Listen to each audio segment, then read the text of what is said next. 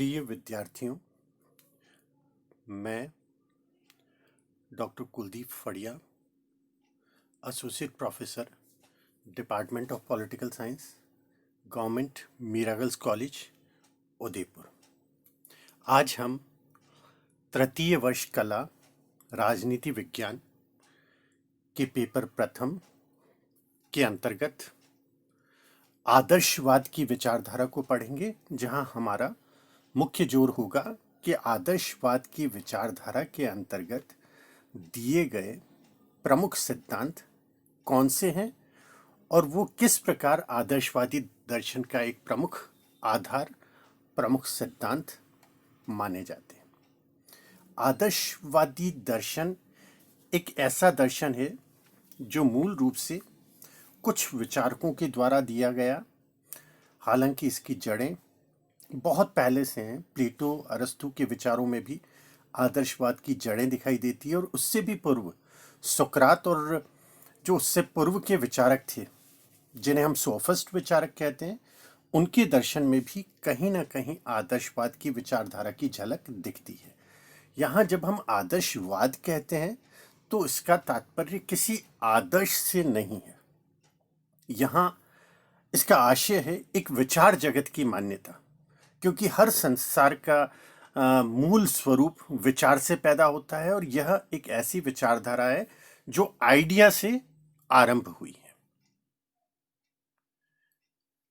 आदर्शवाद की ऐतिहासिक पृष्ठभूमि को यदि हम देखें तो हम कह सकते हैं हमारे मस्तिष्क ने इस सृष्टि में हमारे विचार विमर्श, सोचने समझने, सूझबूझ की शक्ति के द्वारा अन्य जीवधारियों से हमें पृथक किया है। इसी मस्तिष्क के कारण हम में भाषा, विचार या तर्क करने की शक्ति आई, और विचारकों ने जिस वर्ग ने मस्तिष्क को महत्व देते हुए विचार करने की प्रक्रिया में अपना विश्वास दिखाया था, वह विचारवादी कहलाए, और इस विचारधारा को आदर्शवाद कहा गया। आदर्शवादी जीवन की एक बहुत बड़ी पुरानी विचारधारा कही जाती है। जब से मनुष्य ने विचार और चिंतन शुरू किया, तब से यह दर्शन विद्यमान है। इसका ऐतिहासिक विकास पश्चिमी देशों में सुकरात और प्लेटो से माना जाता है। हमारे देश में भी उपनिषद काल में ब्रह्म चिंतन पर विचार मिलते हैं, जहां आत्मा, जीव, ब्रह्मांड एवं विचार विमर्श हुए, और हम पश्चिमी देशों से इस रूप में कभी पीछे नहीं रहे। अंग्रेजी शब्द आइडियलिज्म आदर्शवाद का यथार्थ द्योतक है, जिसे हमने एक शब्द प्रतिरूप के रूप में हिंदी में स्थापित किया है। परंतु विषय वस्तु के हिसाब से देखो तो आइडियलिज्म के स्थान पर आइडियज्म अधिक समीप और अर्थपूर्ण जान पड़ता है। आइडियज्म का मतलब होता है विचार जगत या विचार पूर्णता।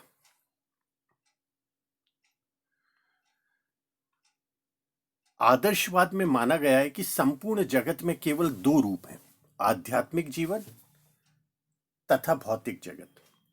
आदर्शवादी विचारक भौतिक जगत की तुलना में आध्यात्मिक जगत को अधिक महत्व देते हैं। उनका विश्वास है कि आध्यात्मिक जगत की तुलना में भौतिक जगत केवल एक झलक मात्र है, और इसका कारण यह है कि भौतिक तत्व नश्वर हैं, अतः वे असत्य हैं। इसके विपरीत आध्यात्मिक जगत सत्य है और यथार्थ है।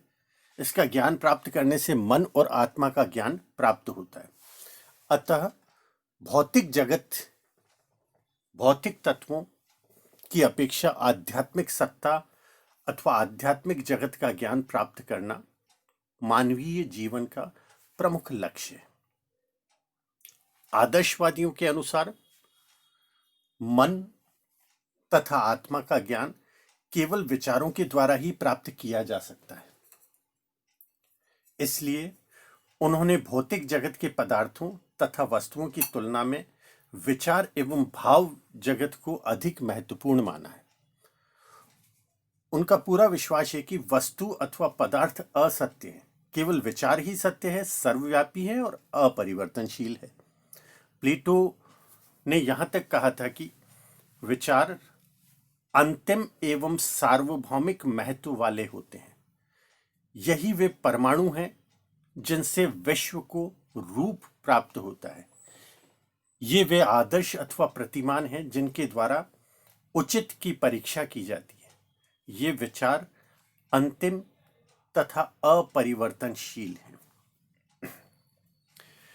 यहां हम आते हैं आदर्शवादी दर्शन के अंतर्गत क्या क्या प्रमुख सिद्धांत दिए गए जो कि प्रचलन में है। पश्चिमी जगत में हम देखें, अगर ऐतिहासिक काल से आधुनिक काल की ओर आते हुए, तो कांट, हीगल, ग्रीन, बोसाके, ये चार दार्शनिक मुख्य रूप से आधुनिक आदर्शवाद के प्रवर्तक हैं। इन सब ने राज्य और व्यक्ति के संबंध में अलग अलग विचार प्रकट किए। फिर भी कांट और हीगल में बहुत समानता है।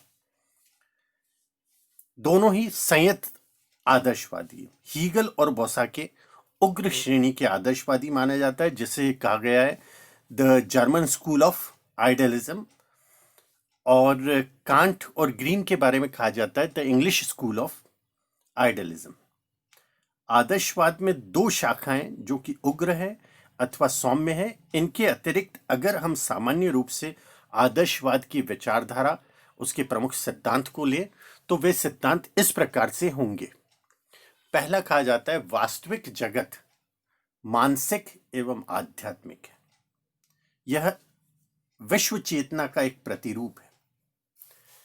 वास्तविक जगत को यदि समझने का प्रयास हमें करना है तो वह जो जैसा दिखता है उस आधार पर नहीं किया जा सकता। वह एक आध्यात्मिक विचार होगा। दूसरा कहा जाता है सच्ची वास्तविकता आध्यात्मिकता है। आध्यात्मिकता के आधार पर ही जगत को हम समझने का प्रयास कर सकते हैं। कहा गया है आदर्शवाद का मनुष्य में विश्वास है क्योंकि वह चिंतन, तर्क एवं बुद्धि के विशेष गुणों से परिपूर्ण है। जो कुछ मन संसार को देता है केवल वही वास्तविकता है। जीवन का ध्येय वही है। ज्ञान का सर्वोच्च रूप अंतर्दृष्टि है एवं आत्मा का ज्ञान सर्वोच्च माना गया है। साथ ही ये कहा जाता है सत्यम, शिवम, सुंदरम के तीनों शाश्वत मूल्य हैं और जीवन में इनकी प्राप्ति करना अत्यावश्यक है। आदर्शवादी सिद्धांत के अंतर्गत साथ ही कहा गया है इंद्रियों की सच्ची वास्तविकता को नहीं जाना जा सकता है। मतलब इसका अर्थ है कि वास्तविक अर्थों में आध्यात्मिकता को परिपूर्ण रूप से नहीं समझा जा सकता। इसे हम केवल जानने का प्रयास कर सकते हैं। कहा गया है प्रकृति में दिखाई देने वाली आत्मनिर्भरता भ्रमपूर्ण है। ईश्वर मन और आत्मा से संबंध रखता है। जो कहा गया है कि जो ईश्वरीय प्रतिरूप हमें दिखाई देता है, जिसके अंतर्गत वे शब्द काम में लेते हैं, खासकर हीगल, कि राज्य विश्व चेतना का विकसित रूप है। अर्थात ईश्वर का प्रतिरूप जो है वह राज्य है। राज्य के द्वारा, राज्य के अंतर्गत ही सब कुछ संभव है। भौतिक और प्राकृतिक संसार जैसे विज्ञान जानता है वास्तविकता की अपूर्ण अभिव्यक्ति है। यहां ये विचारक, खासकर कांट, ये कहते हैं कि भौतिक और प्राकृतिक संसार जिसे हम साधारणतः विज्ञान के माध्यम से जानने का प्रयास करते हैं वह परिपूर्ण नहीं है। उसमें अपरिपक्वताएं हैं, उसमें अपूर्णता है।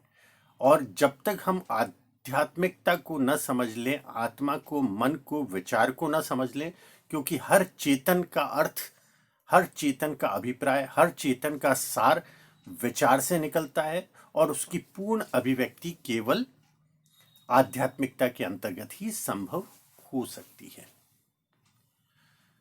परम मन में जो कुछ विद्यमान है वही सत्य है और आध्यात्मिक पूर्ण तत्व है।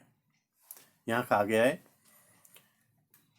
कि मन के अंतर्गत जो कुछ भी विद्यमान है केवल सत्य वही है। विचार ही सत्य है और आध्यात्मिकता का प्रतिरूप माना जा सकता है।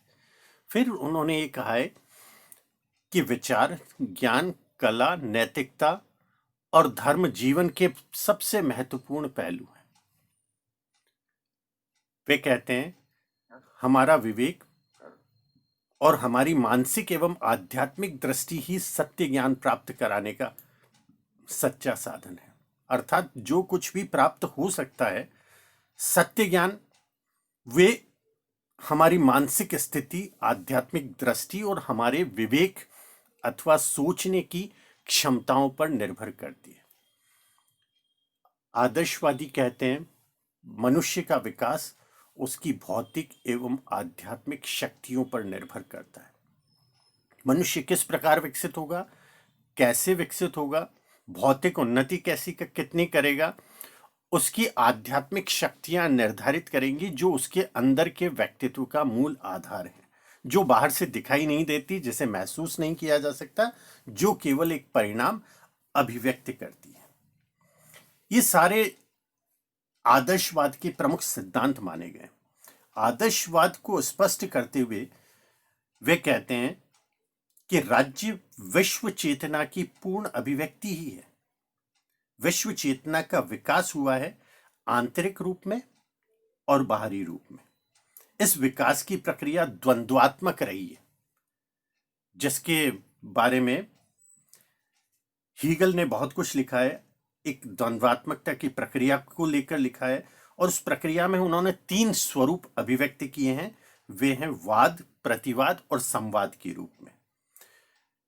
और आंतरिक विकास में विश्व चेतना की सर्वश्रेष्ठ अभिव्यक्ति मनुष्य के रूप में ही हुई है और बाहरी विकास में विश्व चेतना की सर्वश्रेष्ठ अभिव्यक्ति राज्य के रूप में हुई है। तो यहां 2 प्रकार की चीजें आ गई, एक तो मनुष्य आ गया और दूसरा राज्य आ गया। मनुष्य की अभिव्यक्ति विश्व चेतना की आंतरिक विकास की सर्वश्रेष्ठ अभिव्यक्ति माना गया है, जबकि राज्य को उसकी भौतिक चेतना की सर्वश्रेष्ठ अभिव्यक्ति माना गया। राज्य इस धरती पर विशाल विश्व चेतना का स्वरूप है।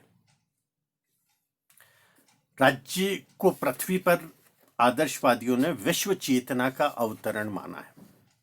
आदर्शवादी यह मान के चलते हैं कि मनुष्य और राज्य में राज्य उन्नत है, राज्य बेहतर है, राज्य सर्वोच्च है और यदि कहीं बलिदान देने की आवश्यकता है तो वह व्यक्ति को ही देना होगा। राज्य विश्व चेतना का सर्वश्रेष्ठ स्वरूप माना गया है और इसीलिए आदर्शवादी ये मानकर चलते हैं कि राज्य साध्य है। राज्य को साधन के रूप में वे कतई स्वीकार नहीं करते। यहां तक कहते हैं वे कि राज्य और व्यक्ति के हित परस्पर विरोधी नहीं है, दोनों के हित समान है और इसीलिए जैसे जैसे मनुष्य उन्नत होता गया, जैसे जैसे सभ्यता विकसित होती गई, जैसे जैसे मानवीय विकास होता गया, उसी स्वरूप के साथ उसी प्रतिकृति के रूप में राज्य भी विकसित होता गया। राज्य का अपना एक अलग अस्तित्व है, एक व्यक्तित्व है, एक मस्तिष्क है। वेपर ने यहां तक लिखा है राज्य स्वयं एक साध्य भी है। यह आत्मा की उच्चतम व्याख्या ही नहीं बल्कि अंतिम अवतारणा भी है। फिक्टे ने लिखा है कि एक तेल चित्र अथवा ऑयल पेंटिंग केवल तेल कणों का समूह नहीं है, वह उससे अधिक है। जिस प्रकार एक पत्थर की मूर्ति संगमरमर के टुकड़ों का समूह मात्र नहीं है, जिस प्रकार मनुष्य कोशिकाओं एवं रक्त धमनियों का समूह मात्र न होकर उससे अधिक है, ठीक उसी प्रकार एक राष्ट्र बाह्य नियमों का, मनुष्य के समूह का मात्र समूह न होकर उससे कुछ अधिक है। क्योंकि राज्य एक व्यक्तित्व के रूप में किसी व्यक्ति से बहुत बड़ा और बहुत महत्वपूर्ण है, इसीलिए व्यक्ति को साधन और राज्य को साध्य माना गया। आदर्शवादी अपने चिंतन में अधिकांशतः राज्य को एक नैतिक संस्था बना देते हैं। वे राज्य के अंतर्गत स्वतंत्रता केवल राज्य के अंतर्गत ही निवास करती है, इस प्रकार का दृष्टिकोण रखते हैं। हीगल तो विश्व के इतिहास को स्वतंत्रता के लिए संघर्ष का इतिहास मानता है और सभी ये मानते हैं कि राज्य में ही स्वतंत्रता उपलब्ध हो सकती है, परिस्थितियों के अभाव का नाम स्वतंत्रता नहीं है। इसलिए जंगल की स्वतंत्रता वास्तव में स्वच्छंदता है। स्वतंत्रता केवल और केवल राज्य में ही निवास करती है। इसी प्रकार एक स्थान पर रूसो ने यह लिखा है कि राज्य सामान्य इच्छा का प्रतिनिधित्व करता है, अर्थात समूचे मनुष्यों की इच्छा का प्रतिनिधित्व राज्य के द्वारा किया गया है। राज्य को उन्होंने एक सर्वश्रेष्ठ और सर्वशक्तिमान संस्था के रूप में प्रयुक्त किया है और संप्रभु के रूप में प्रयुक्त किया है। और इस प्रकार से अगर आदर्शवाद के सिद्धांतों के मौलिक स्वरूप को हम लेकर चले तो वे ये मानते हैं कि राज्य पृथ्वी पर ईश्वर का अवतार है, उससे भिन्न नहीं है, और व्यक्ति और राज्य दोनों मिलकर इस सभ्यता का विकास करते हैं जिसमें उन्नत स्वरूप राज्य का है, व्यक्ति का नहीं। बहुत बहुत धन्यवाद।